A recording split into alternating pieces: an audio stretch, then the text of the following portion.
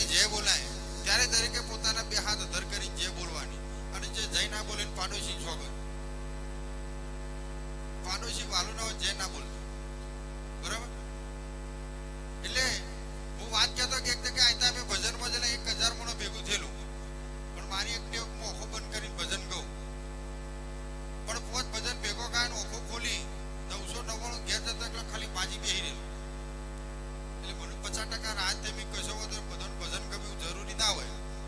એટલે માજી મેં જાવડીને પૂછ્યું માજી કોઈ આખું ગોમ ભજનમાં આવી તું પણ બધો ઘેર જતો તમે એકલો બેહી રહ્યો. એટલે માજી કી રોયા તો આવ્યો તને ભોગા પણ તો મને નહીં ગમતું.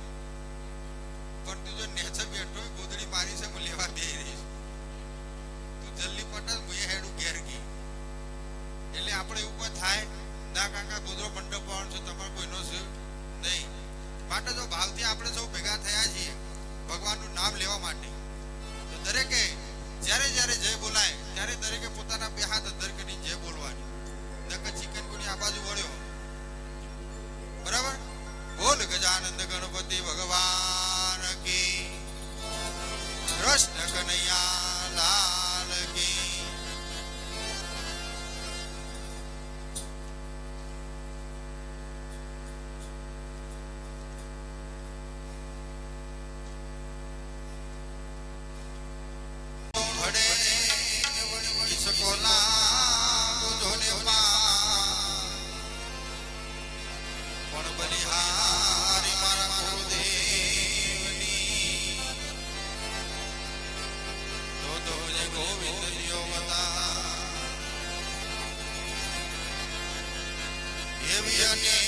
તમારી